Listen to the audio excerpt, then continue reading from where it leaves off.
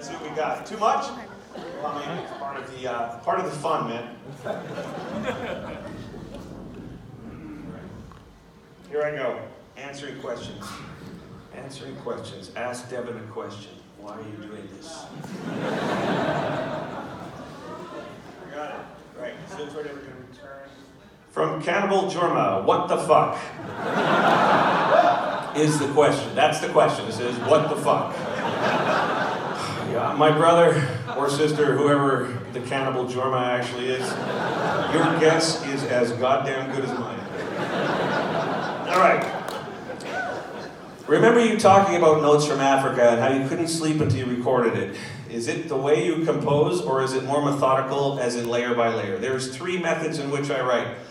One is with a template in my DAW. DAW stands for Digital Audio Workstation, like Pro Tools, Logic, Cubase, Ableton, things such as this.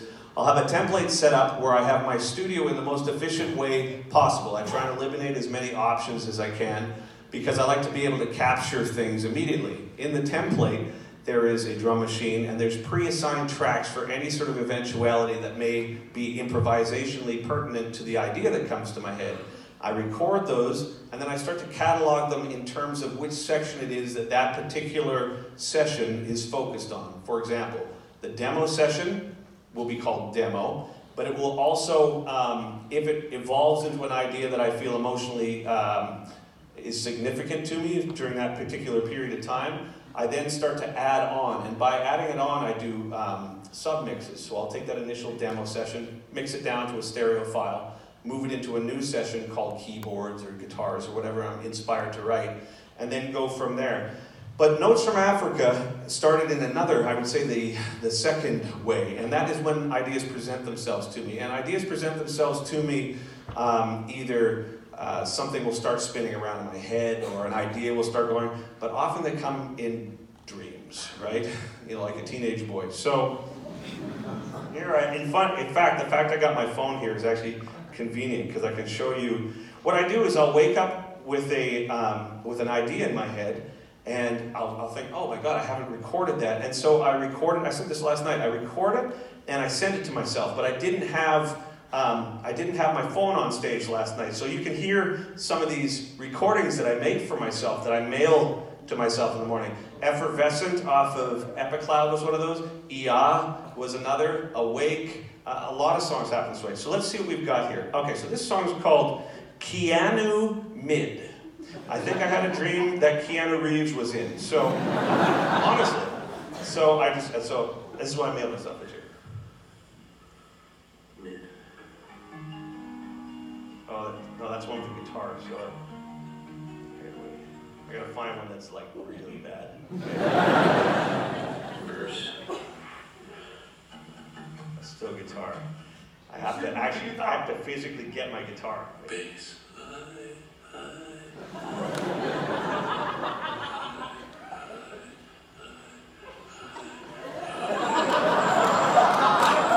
Got turned up, Paul. Wait.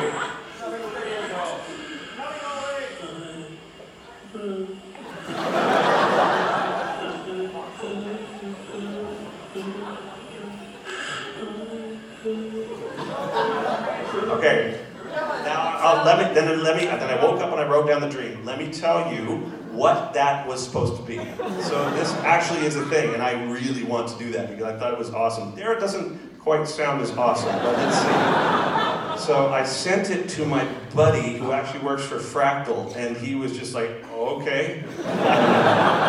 But I sent the whole thing, I did the hi, and then I sent this frantic email to him at first thing in the morning. So I'm just gonna find it, 2 seconds.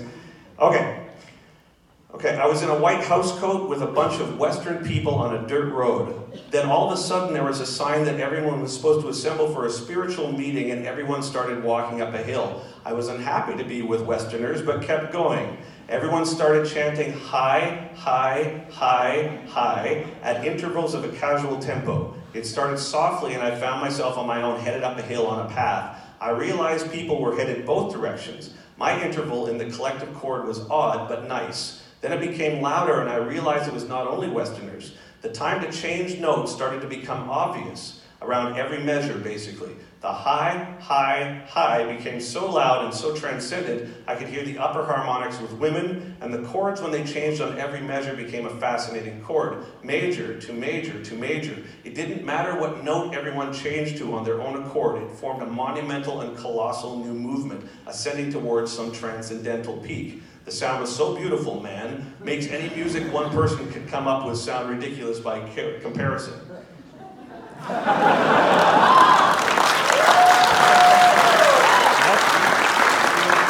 And then the third method I just spoke of is I just jam with people. All right, so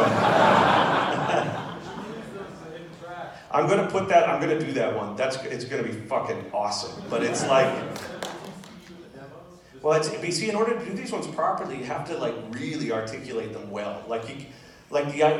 I think this is the biggest problem that I run into when I like empath or strapping or infinity or anything. It's like I can never do it as good as it's supposed to be. It will never be right. But I think that if you're following that sort of that trajectory of trying to reach these impossible peaks, you know, it's like the whole thing. It's like you can shoot for the sky or shoot for the stars, but if you only get to the top of the tree, at least you're making some progress, right? So, okay, next one. Hey, Devin, I just wanted to ask you how you are.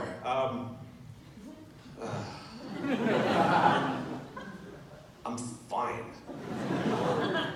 I really am. You know, this is interesting because this, you know, the record came out yesterday, and the amount of attention that it gets, and you know, the Spiritual Collide video and all these sorts of things, it's like I get way more attention than I'm comfortable with typically, and more than, you know, you decide. An 18-year-old version of myself decided what I was going to do for a living, and that 18-year-old version is like, everybody look at me, look at me, look at me, look at me, look at me, and the 46-year-old is like, I don't know about that. You know? But I also realized, like I said when I first came back out here, I went back when you guys were on the break, and I was on the break, and I'm thinking, God, where are you, dude? Like, you're just fucking flying so high. And this is the thing that I'm trying to curb for what I do professionally, is like, if you let the energy of other people and other circumstances define what you're doing creatively, it's like it's very easy to feel embarrassed by it because it's a misrepresentation of who you are. But the fact that this break existed and you're all still here allowed me to sort of reflect on it and come back and say, you know what, amidst the chaos, amidst it all, I mean, I'm fine. And that's surprising to hear, because years ago I used to be in the midst of the same chaos, but maybe I was so attached to it at that point that I was just not fine. But I also think that there's a fine line between centered and despondent, so I'm kind of somewhere figuring out whether or not I'm on either side of that fence. But ultimately, I'm fine. Thanks for asking. Yeah. Hey, Oliver asks, why cats? Why not? Well, there's that.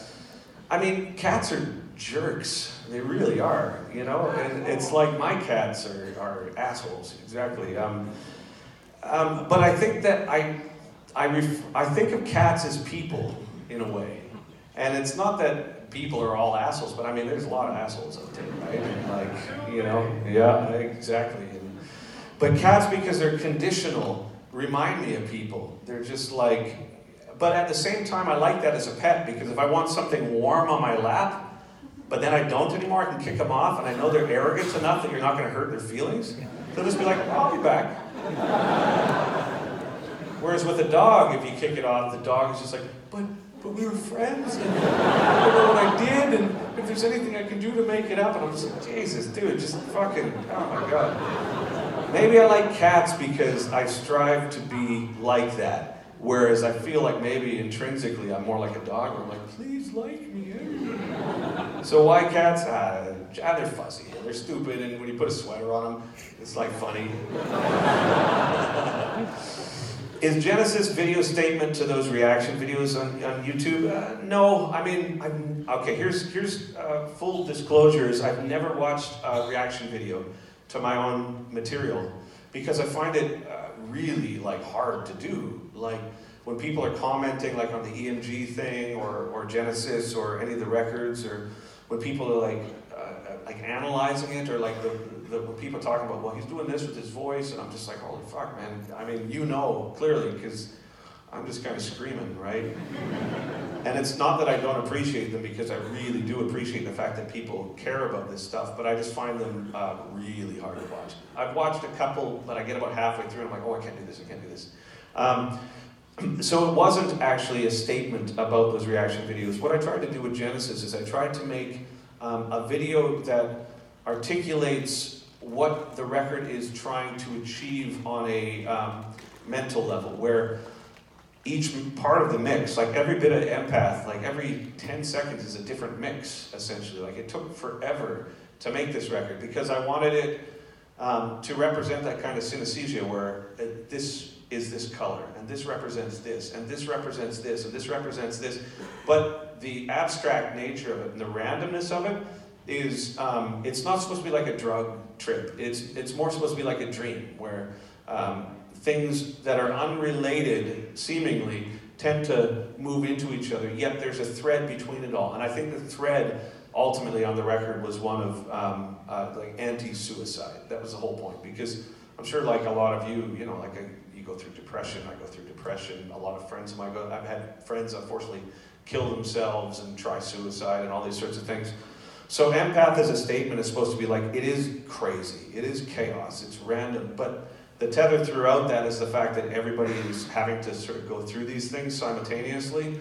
So as much as on the surface it may appear random, the Genesis song was illustrated with that video to sort of show that as random as the structure was, the intent was very linear, right? So there's that. Woo. All right. Would I consider doing stuff with Mike Patton? I don't think so, no. I mean, I met him once and I was like a kid and I really, really liked what he did, and I felt super stupid. I was like, hi Mike, my name's Devin. He was like, eh. But I mean, it's kind of funny too, because I know for myself now that there's certain times where if somebody has an emotional investment in what you do, it takes so little to like hurt somebody. You know what I mean? It's like if you're tired, or if you don't want to meet people, or if you've had your wife's mad at you, or something's up with the kids' school or something, and somebody comes up while you're eating, and you know, it's like a big thing, and then you're just like, dude, I'm fucking eating, dude, what the fuck, right? And then they leave just like, that guy sucks, man. But it's like, you don't recognize how easy it is for that to happen. And so I certainly don't hold it against him. But I remember feeling like, oh man, I'm super embarrassed by it, right? And then I think the same thing happened with Dave Grohl. I was like maybe 18, 17, and Nirvana played in Vancouver. They were on the Nevermind tour, and he was sitting in a chair, and I came up and I was like, hi Dave, my name's Devin, and I would like to get your signature very much. And he was like, I don't give signatures. And I was like, oh. You know what I mean? And I was like, oh, that's cool. It's a cool thing. And I walked away. And I remember I was in an interview at the local radio station yesterday, and we were talking about bands I used to like when I was a kid. There was a band called Grotus that I loved as a teenager, and they were always super cool to me. And this is unfortunate, but I feel that it's necessary to tell you guys, is that there's a term for people that wait by by the vehicle or whatever, and not in a casual way, like, but the people that are like, they've been there for like 20 hours and you're in your underwear and you got a phone in your hand. It's like, the term is punishers, right? I was a fucking punisher.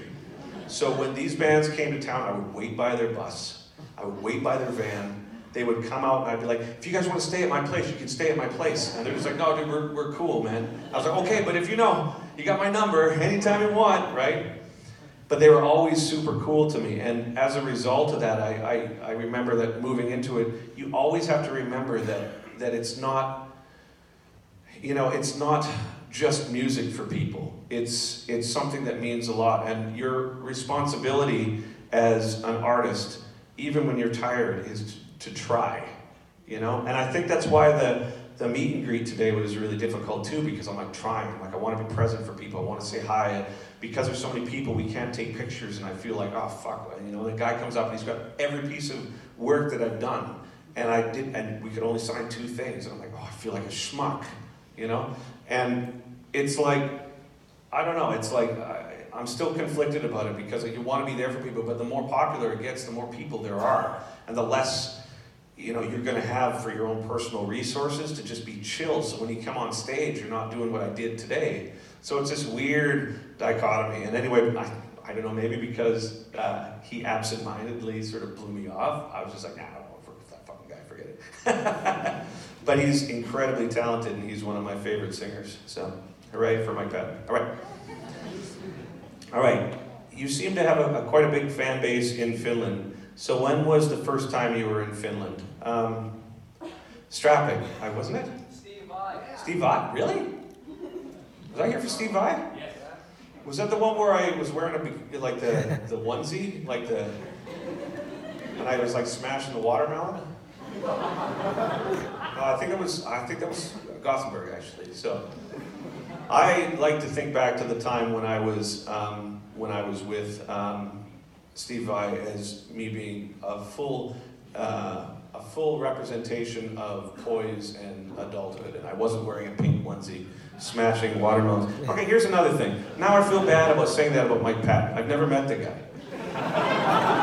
Really, I feel bad about it. It's like, why would you even say that, man? It's like he was such a huge influence for me, and I think that's what it is. He was just such a huge influence. And somebody asked him a question years ago, would you work with Devin Townsend? He said no. And I remember thinking like, oh. You know what I mean? But at the same time, I think that it also offers another opportunity to just be like, the guy's brilliant, I don't know him. Like, dude, you don't need to hold on to that shit. What are you, 12? Come on, man. All right, I just need to throw that in there. All right, so I think that was the first time I was in Finland. I don't remember, it's just been so many shows, but the first ones that really like hammered it home. I mean, that Ziltoid Tuska show, that was a turning point.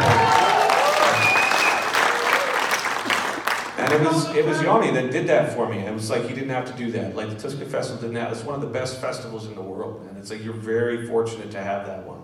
It's like just the way that it's set up and the catering and everything about it is just so well done. And I remember, I was freaking out so hard. Like I had my laptop computer and I made all these Ziltoid videos of me doing the guitar battle with Ziltoid. I did that all myself. I mean, actually the guitar battle thing I had some guy help me with, but the rest of it, I mean, it was all me. I had my one laptop and he had gotten the screen specifically so I could do that thing, and I couldn't get the laptop working. It started working 5 minutes before we went on stage. And it was like my heart, I was like, oh, that's it. I fucked it up. The last 6 months of work making these stupid videos on Final Cut Express of, this puppet going, rah, rah, rah, rah, rah, rah, right? It's not gonna work. And then it did, and I was just like, oh, it was a dream come true. And the fact that whoever was there, was anybody from this audience, were you there? And you guys made me feel so welcome. I just couldn't even get over it. And then we played, I guess it was like the next time with Annie or something, and it was just, man. The next day. That was that show, right? Yeah, that was amazing, man. It was just, it's like the kid in me still doesn't believe that I get to do this, right? So when I say that Finland means a great deal to me, not only on like a personal level and on a career level, but just as a place, I really like it here. I really like the personality. I really like the humor, and thank you very much again, honestly.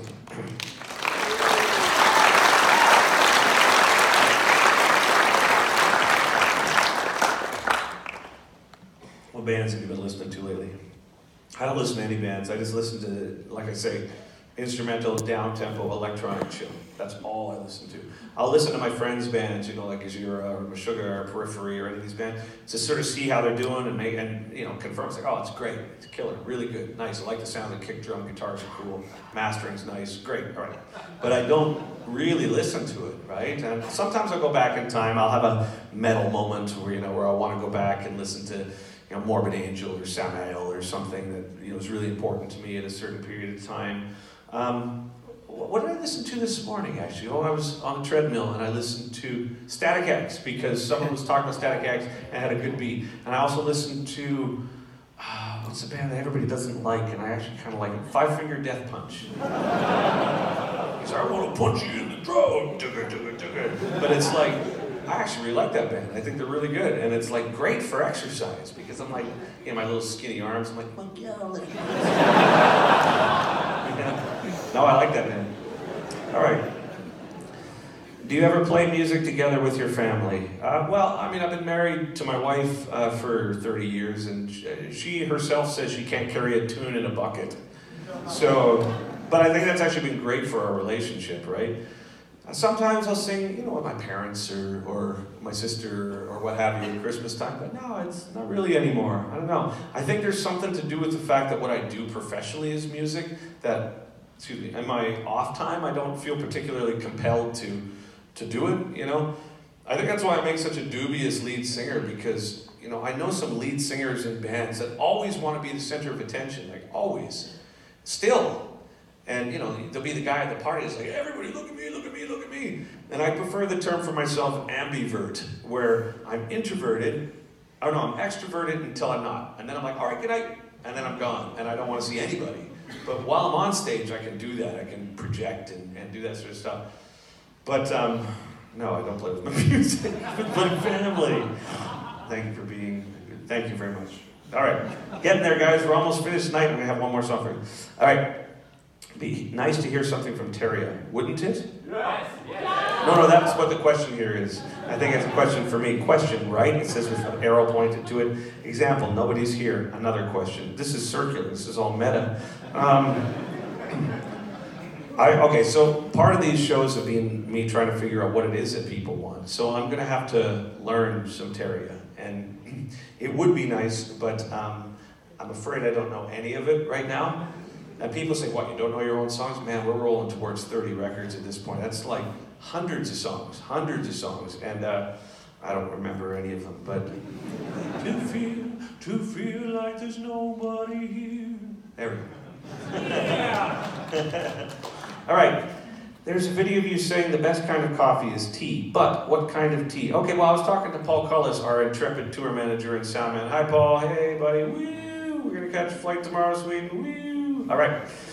I really like Earl Grey, and he's just like, oh, mate, I don't like the girl. There's no song, right? So, but I think I liked it because it had the color gray in the title. When I was a kid, my band was called Gray Skies. I had a gray leather jacket. I didn't get laid, you know what I mean? But I think because it had the term gray in it, I loved it, and I just learned an affinity for it. I also like ginger and lemon tea. Yeah, and straight shots of vodka from a prostitute's navel. All right. Yeah. Considering she's washed, of course, because otherwise that would be unhygienic and clearly not. All right. Would it be possible for you to sing the Divine Song? Yes. Okay.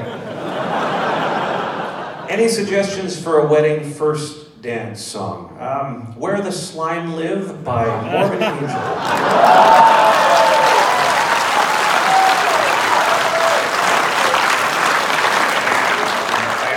Woo! That's what I'm talking about. Okay. First dance? I don't know. When we got married, we danced to Pearl Jam. Yeah. It's funny though when you hear those songs from your youth and immediately you're brought back. It could be some song that, you know, maybe isn't like particularly cool to like or whatever, and you hear it and you're just like, I remember that too. That first Pearl Jam record meant a lot to me for many reasons. All right, so what's the story behind making the song Truth on Transcendence again? Okay.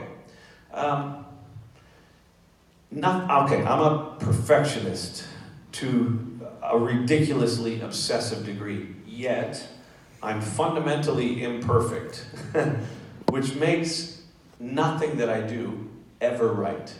And then as time goes on and my skills become more, I have more technical acumen when it comes to mastering or sonics or maybe surround or something, I think, well, I'm going to take a stab at that one again.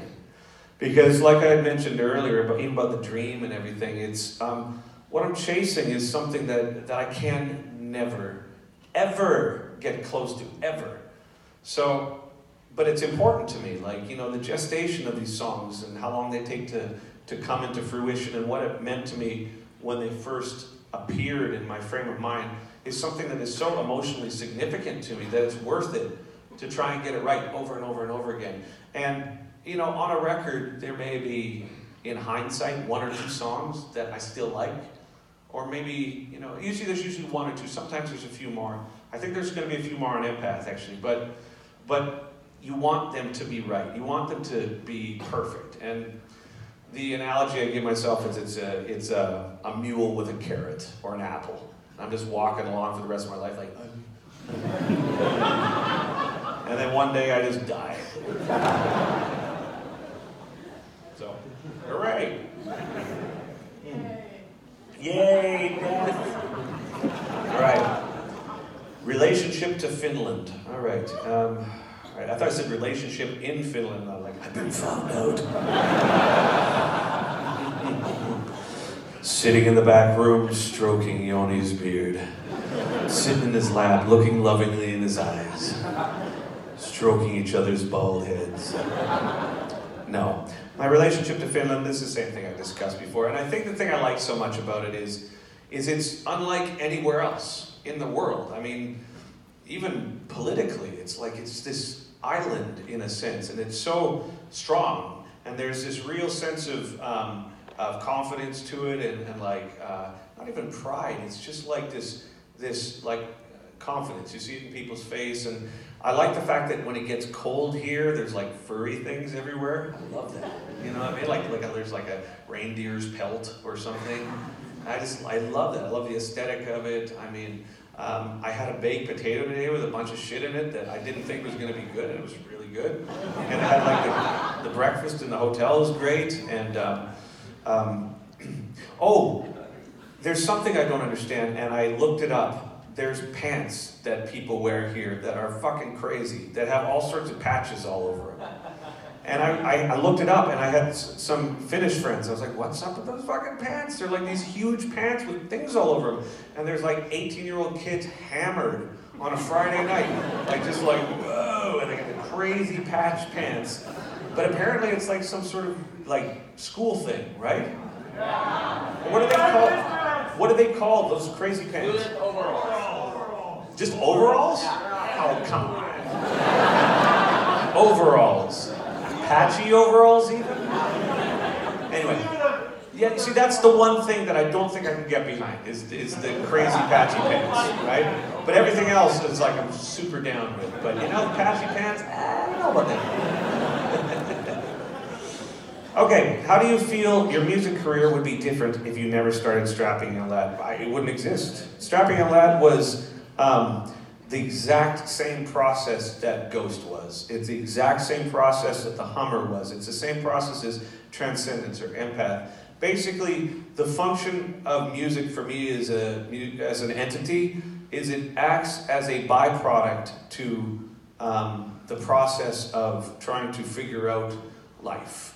So oftentimes I've commented to people that I don't consider myself a musician, and I actually hold to that, and that's a lot of the reason why I feel insecure about when I'm singing, because I'm thinking of the pitch, and I never took lessons for vocals, I never took lessons for guitar, or a couple, I guess. I never took lessons for engineering or anything. I've just learned by force of will, and it's only because when I was younger, I think in my family we were not encouraged to express ourselves emotionally, and that's not a fault of the family. It's just sort of British background, the stiff upper lip, kind of overt displays of anger or tears or whatever are like sort of uncouth in a way.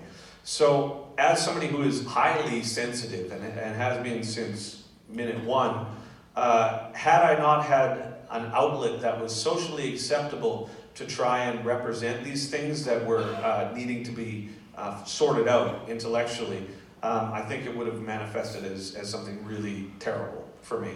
So music became this convenient loophole that I never considered. I just kind of go in life, and then at the end of a year, there's a bunch of shit, and I know when it's wrong.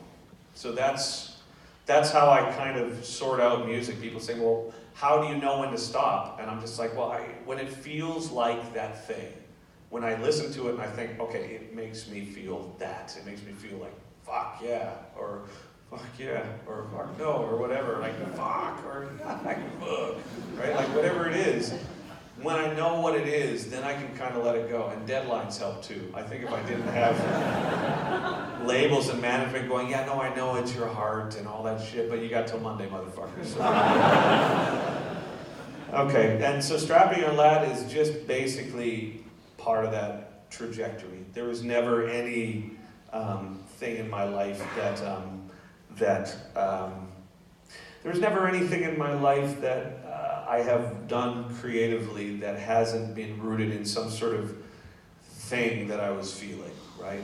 So, you know, it will never be like AC/DC, and trying to sell the fact that my next record is going to be a country record to the record label was like difficult. All right. Empath too. Empath, just going to this one for a minute. I didn't show anybody shit. I didn't show anything to the label. I didn't show anything to the management. I said, I'm doing this. I'm paying for it. You get what you get. So that's fucking great. We saw earlier, thank you. We saw earlier at the record store. We saw you earlier at the record store. I told you about my son dancing to your songs, right? I remember. So how do you manage being away from your family from all the time? Oh, dude. Every situation that I find myself in professionally offers me the opportunity to learn. The reason why I've chosen to make music at this point in my life that I hope can be of help to people, as opposed to destructive music, which clearly I'm capable of, is because if I've made the decision to be away from the people that I care about, like I'd be happy to be at home for the rest of my life. Fine. But if I have to, because I love it, and it's part of my work, and it provides income for my family, you better believe I'm going to do something that I think is worthy. Because I'm not going to come out here and just sing a bunch of bullshit. Like, you know what I mean? Like, I want to help on some level. And whether or not you do it's you know, I don't know what I'm talking about. I'm fucked. But every time I make a new record, there's at least some insight to retroactively why I made the last record or what have you.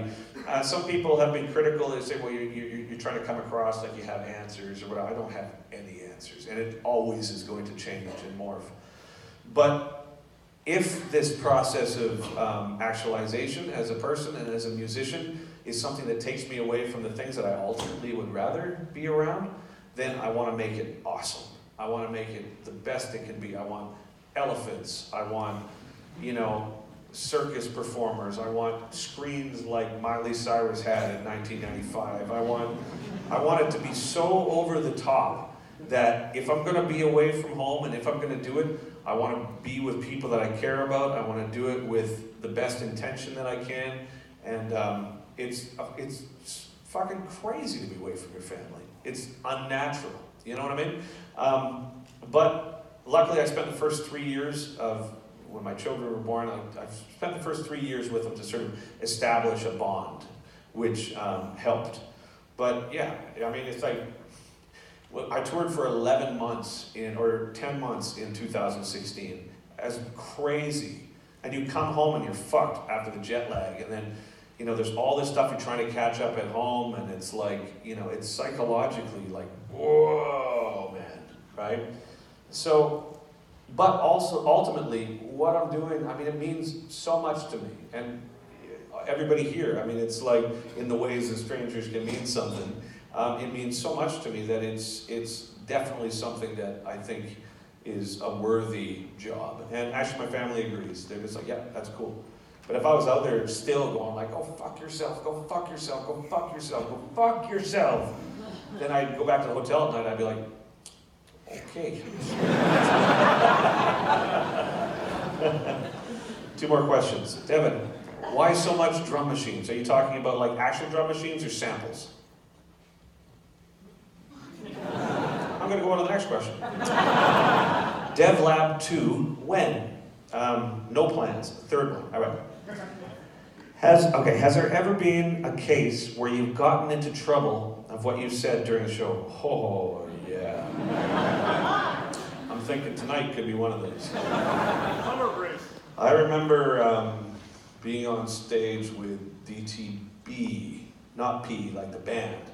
And we were opening for Opeth years ago. And we were in an ice cream truck, and it was the middle of fucking December. I was freezing my balls off. And I react to my environment, like I mentioned after the break. And there was a lot of antagonistic, oh no, it wasn't Opeth, it was this band Symphony X. And there was a lot of their fans, you know, because I'm not like true prog, you know what I mean? It's like, it's kind of like Motorhead and whatever, but they were really prog and great guys, but their audience was just like not having it. They're just like, I don't like what you do. So I got up on stage and I was just like, you fucking cunts! You're all fucking cunts! Every one of you, go fuck yourself forever with this fucking bullshit music. And this lady came up to me after, she's like, how dare you say that? And I was like, I don't know, actually. I just kind of... And we played in that same tour in LA, and there's a guy playing Hangman on stage. And I was just like, because I was like coming out of strapping. So I kicked his fucking shit out of his, and I was just like, fuck you, fuck you, fuck you, fuck you. Prog music sucks, it's all fucking sweep arpeggio bullshit, fuck you. And they were boo, and they booed me, and we got on stage, and everybody's like they were just so angry at me. And I got on stage, like, fuck them, I'm out of here, I hate this shit. And then I realized I left my jacket on the other side of the stage. So I had to go back across the stage. I was like, yeah, that's exactly what happened. So I mooned him. So I showed him my ass, and then I got in trouble for that. And then I remember was strapping, like the guy who ran the club was an idiot. So I got on stage, first song, we were Testament, and I was just like, I fucking hate this guy, fuck you, fuck you, fuck you. And they came running out, and then this guy from Stuck Mojo came out and smacked the guy with a mag light, and then the place turned into this crazy fight, and then the cops came, and Testament couldn't come on. And I had to go into Testament's bus and be like, so,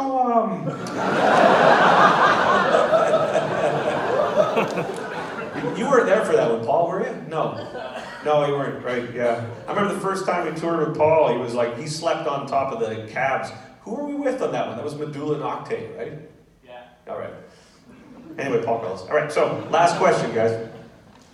Devin, always fascinated by Earth Day. Is there something more in the lyrics than a stream of consciousness? Oh, of course, yeah.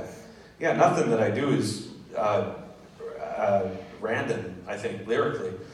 I think Earth Day was based on the particular time that Teatteri came around. I had really experimented with psychedelic drugs during the Infinity days, and like quite a bit, to be fair, and had made some decisions based on my assumptions of what the information that came with that was, that in hindsight we're a little diluted, to be fair. I thought, because it's like at that point I was like, oh, everything is this perfect mosaic of infinite reality, and I'm in the center, therefore me. And then later on you're like, oh, and also you, oh shit, we're all we're all the same, oh fuck, oh shit. And so I made a bunch of really grievous personal errors, and I was in a psychiatric place for a while because they had assumed that I had gone bananas, right? And they put me on a bunch of antipsychiatric medications and like Prozac and all stuff. And at that time, my teeth got fucked up and all my hair fell out and I gained 60 pounds. And we had this dog that wouldn't shut the fuck up. And he's like, if you listen to Mountain, he's in there, he's like, oh, oh. But it was like Earth Day, I think. It was everything about Teatteri was this dull, psychiatric medications is basically what Teatteri resonates with. Like, it's all fucked up, but it's okay. You know what I mean? And I think Earth Day, it's like, it's your worst fucking day, it's Earth Day, Like a child, you're born again, little child, you're bored again. I think that was like, that whole moment, because I remember, if you look on the album sleeve of Teatteri, there's a picture of me with tragic hair, playing a Strat on the steps. And that's where I wrote the whole album. So, they put me on all this antipsychotic medication, and I just wake up in the morning and like smoke a bunch of weed and like drink a bunch of coffee, and that cocktail was just super weird, man. And I just sat there and just wrote all these weird riffs. But it was all, like if you listen to Mountain even, you know what I mean? You are so beautiful to me, you know? What was it? So far I've logged so many hours with 2 medications and a dog. That's what it was about. And that's why it's funny when people are thinking about all these records, it's like, oh, is it something abstract? I'm like, no, it's just, that's what's going on in my life. That's exactly what's going on in my life. 2 medications and a fucking dog that won't shut up. You know what I mean? So Earth Day, that's what that was about. Probably something about that, you know what I mean? Guys, it has been such an absolute honor to be with you. My voice is kind of rough right now. So I may have to just leave this now. And oh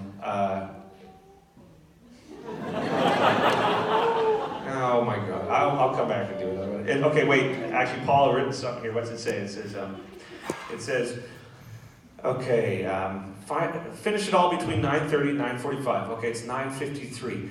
Okay. Part 2. Is it? What's that? Just guitar. Okay. Oh, that's cool. I'll play something though, but you have to go with the schedule. It says part 2. Maybe play a song. Done. Answer some questions. Done. Leave stage. Okay, I'm going to do that.